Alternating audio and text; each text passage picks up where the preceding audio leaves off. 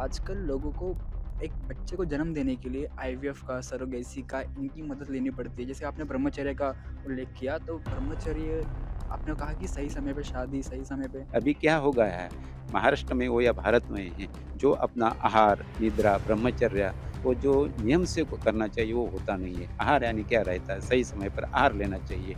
निद्रा यानी सही समय जो रात का जो समय रहता है, वो नींद लेना चाहिए। ब्रह्म यानी क्या रहता है, ब्रह्मचर्य और जो अपनी जो अपनी आयु रहती है, सही समय पर अपनी शादी होना, सही समय पर उसका ब्रह्मचर्य पालन करना। छाछ ताज़ा हो तो कुछ किसी भी प्रकार का विकार नहीं उत्पन्न होता है। लेकिन वो 2 दिन का रखा है, 3 दिन का रखा है तो उसमें अम्ल ज़्यादा हो जाता है, खट्टापन ज़्यादा आ जाता है, तो वो नुकसान कर सकता है। आयुर्वेद में मैदे को जहर क्यों कहा जाता है? देखिए, मैदा ये जो रहता है स्निग्ध रहता है और अपने जो डाइजेस्टिव सिस्टम को ये वीक कर देता है। हेलो नमस्ते, मैं हूँ बेशल मिश्रा और आप देख रहे हैं मैक्स मास्टर हिंदी। दर्शकों, हमारे भारत में हमारी जो भारत की संस्कृति है, वहाँ पे आयुर्वेदा का जो महत्व है, वो कितना महत्वपूर्ण है, हमारी आज की जो नई पीढ़ी है, उनको ये पता ही नहीं है। तो आयुर्वेदा की जो महत्वपूर्ण बातें हैं, जिसका असर हमारी ज़िंदगी पे क्या पड़ता है, कितना महत्वपूर्ण है हमारे स्वास्थ्य के लिए, आज हमारे साथ है 2 काफ़ी महान जाने-माने डॉक्टर, यूएस निगम जी और दिलीप वांगे सर जी। डॉक्टर दिलीप वांगे सर जी हमारे साथ हैं। दोनों से हम आज बातें करेंगे आयुर्वेदा के ऊपर कि आयुर्वेद का महत्वपूर्ण रोल क्या है हमारी ज़िंदगी पे। तो सर, पहले आप बताइए कि क्या आयुर्वेदा क्या है, जो हमारी नई पीढ़ी को पता नहीं है अभी तक? अभी तक समाज में ये जाना जाता है कि आयुर्वेद सिर्फ़ चिकित्सा पद्धति है, जबकि आयुर्वेद सिर्फ़ चिकित्सा पद्धति नहीं है, यह आयु का विज्ञान है। अगर हम स्वस्थ रहेंगे तो हमारा रोग नहीं होगा। स्वस्थ से स्वास्थ्य रक्षणम पहला उद्देश्य आयुर्वेद का है कि स्वस्थ व्यक्ति को स्वस्थ कैसे बनाए रखा जाए और उसके बाद यदि रोग उत्पत्ति होती है तो उसकी चिकित्सा। तो स्वच्छता से स्वास्थ्य रक्षण के दृष्टिकोण से हमारी जो लाइफ स्टाइल है, जीवन शैली है, वो कैसी होनी चाहिए, ये इस पर ज़्यादा ध्यान देना चाहिए। तो आज के मैं आपको टोक रहा हूँ, तो आज के जो खान-पान है, जो हमारी जो हम जो भी नई पीढ़ी है, हम जो खान-पीन कर रहे हैं, बर्गर हो गया, पिज़्ज़ा हो गया, जैसे जंक फूड खा रहे हैं हम, तो उसका आयुर्वेदा उस पे क्या कहता है? निश्चित बात, जितने भी इस प्रकार के फ़ास्ट फूड हैं, वो निश्चित रूप से शरीर में विकार उत्पन्न करते हैं। आजकल मोटापा बढ़ रहा है लोगों में, डायबिटीज़ बढ़ रही है लोगों में, हाइपरटेंशन हो रहा है लोगों में, वो सिर्फ़ लाइफ़स्टाइल की वज़ह से है। खान-पान जैसा आपने कहा, खान-पान अगर हम बर्गर ऐसी चीज़ें खाएँगे, तो उसमें विरुद्ध आहार होता है। विरुद्ध आहार होने से हमारे शरीर को नुकसान पहुँचाता है।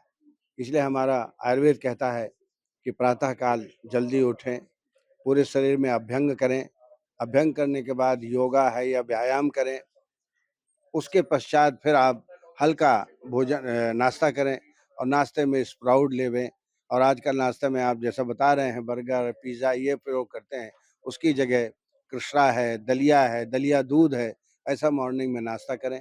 दोपहर को भोजन के पहले बढ़िया सलाद सेवन करें, भोजन के साथ सलाद नहीं लेना चाहिए, भोजन के पहले सलाद लेना चाहिए।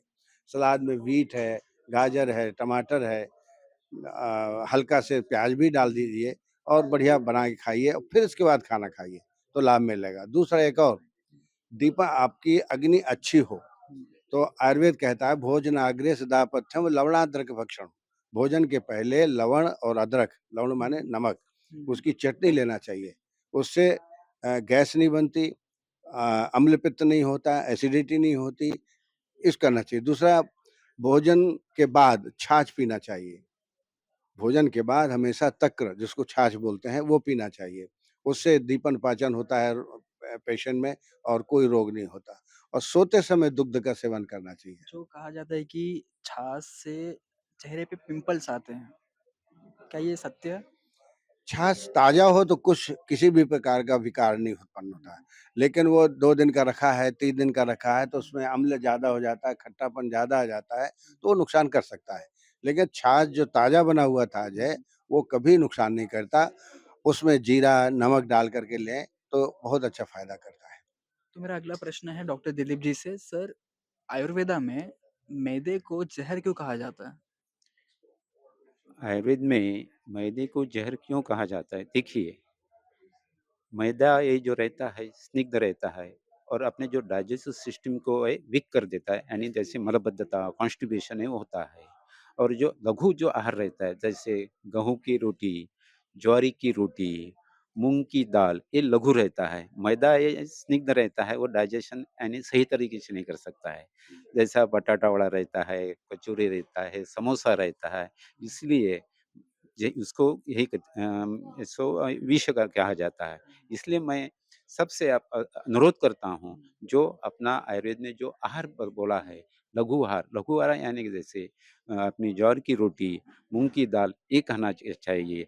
और जब अपने को जो सही समय अपने जो खाने का जो समय रहता है, उसी वक़्त खाना चाहिए। जब अपना नींद का समय रहता है, उसी वक़्त नींद लेना चाहिए। अभी क्या हो गया है, महाराष्ट्र में हो या भारत में है, जो अपना आहार, निद्रा, ब्रह्मचर्य वो जो नियम से करना चाहिए वो होता नहीं है। आहार यानी क्या रहता है, सही समय पर आहार लेना चाहिए। निद्रा यानी सही समय जो रात का जो समय रहता है, वो नींद लेना चाहिए। ब्रह्म यानी क्या रहता है, ब्रह्मचर्य और जो अपनी जो अपनी आयु रहती है, सही समय पर अपनी शादी होना, सही समय पर उसका ब्रह्मचर्य पालन करना, वो नहीं होता है। अगर ये तीनों नहीं होते इस वजह से आगे आने वाली जो ये जो व्याधि है या शारीरिक व्याधि हो या मानसिक व्याधि वो बढ़ने को रहता है। इसलिए जो लाइफ़स्टाइल जो रहती है, आहार, निद्रा, ब्रह्मचर्य अगर सही समय होता है, तो अपने को कुछ यानी जो स्वस्थ व्यक्ति जो है, वो स्वस्थस्थ व्यक्ति का स्वस्थ स सहस्त्रशम अतुष्ट परिमोक्षम ये आयुर्वेद का जो ध्येय है, वो उसका वही हो सकता है। सर जैसे कि अभी हमारी जो अभी जो जनरेशन चल रही है, जिस तरह का जो माहौल चल रहा है समाज में, जिस तरह खान-पीन है, तो आजकल लोगों को एक बच्चे को जन्म देने के लिए आईवीएफ का, सरोगेसी का, इनकी मदद लेनी पड़ती है। जैसे आपने ब्रह्मचर्य का उल्लेख किया, तो ब्रह्मचर्य आपने कहा कि सही समय पे शादी, सही समय पे जब जो भी किया जाता है, तो पर अभी वो दिख नहीं रहा है वैसा। इस पे क्या कहना चाहते हो आप? इसीलिए इसीलिए जो अपना शास्त्र है, यह हुँ, सब समाज रहता है, हुँ, उनको ऐसा जागरूक होना चाहिए। देखिए, लाइफ में जो अपना जीवन रहता है, वो एक ही बार आता है। हुँ, एक ही बार आता है, तो फिर अपने को जन्म से जो आयुर्वेद शास्त्र है, आयुर्वेद यानी क्या रहता है? जन्म, वेद यानी ध्यान, यानी जन्म से मृत्यु तक जो अपना हुँ, शास्त्र रहता है, वो आयुर्वेद कहा जाता है। हुँ, जो फिर आयुर्वेद क्या रहता है, उसमें अपनी सही तरह से दिनचर्या, ऋतुचर्या, आहार, विहार अगर ये सही रहता है, तो अपना जो स्वस्थ जो रहता हुँ, है, वो आखिरी तक स्वस्थ रहता है। अगर इनमें से कुछ अगर इम्बैलेंस होता है, हुँ, समय पर खाना नहीं चाहिए, खाना नहीं होना, समय पर नींद नहीं लेना, सही समय पर ब्रह्मचर्य नहीं होना, अगर ये होता है, तो फिर आने वाला जो कुछ भी लक्षण है या कुछ भी व्याधि है, ये शारीरिक व्याधि बढ़ती है और ये मानसिक व्याधि बढ़ती है। इसलिए मेरा कहने का यही है, जो आयुर्वेद शास्त्र है, जो अपने सृष्टि की उत्पत्ति हुई थी, हुँ, तब ब्रह्मा ने अपना जो आयुर्वेद का उसका दे दिया था। इसलिए ये जो वक़्त है आने वाला देखो, अपने को जो अपने का जो ये मिला है स्वातंत्र्य मिला है, हुँ, 75 ईयर्स हो गए हैं। हुँ, लेकिन अब आने वाला ये 5 साल, 25 साल, 100 साल तक अगर अपने को जीना है या स्वस्थ रहना है, आयुर्वेद ही ऐसा एक वैद्यकीय शास्त्र है, हुँ। वो अपने को स्वस्थ रह रह सकता है, खुद को रख सकता है, समाज को रख सकता है, देश को रख सकता है। और सर मेरा भी और सवाल है कि जैसे अभी कई सारे लोग आपको यानी कि 5 में से 3-4 लोग तो मिल ही जाएँगे जो टेंशन में है, डिप्रेस में है, स्ट्रेस में है। तो आयुर्वेदा स्ट्रेस पे, डिप्रेशन पे क्या कहता है? बिल्कुल सही बात आपने कही। आजकल कई कारणों से स्ट्रेस हुँ, और डिप्रेशन होता है। हुँ, मुख्य कारण तो आजकल आर्थिक दृष्टि है। हुँ, समय पर नौकरी नहीं मिलती लोगों को, हुँ, इसकी वजह से होता है। पारिवारिक जो झगड़े हैं उससे भी होता है। हुँ, तो निश्चित रूप से यदि मानसिक शांति रहे, हुँ, जैसे मेडिटेशन हम करें, हुँ, प्राणायाम करें, हुँ, योगी की क्रियाएँ करें, तो हमारा मानसिक संतुलन बना रहता है। हुँ, आयुर्वेद में तो दोनों कहा गया शरीरेंद्रिय सत्वात्म संयोगो धारी जीवितम। शरीर और मन दोनों जब स्वस्थ रहेंगे, तो ही वो स्वस्थ व्यक्ति कहलाएगा। अगर रोग नहीं है उसको लेकिन मानसिक शांति नहीं है, तो समझ लीजिए वो भी रोगी है। हुँ, तो मानसिक शांति के लिए हमारे आयुर्वेद में एक पंचकर्म चिकित्सा है, हुँ, जिसमें शिरोधारा करते हैं। यहाँ continue flow of the oil on the forehead, इसको शिरोधारा बोलते हैं। हुँ, शिरोवस्ती एक चिकित्सा होती है।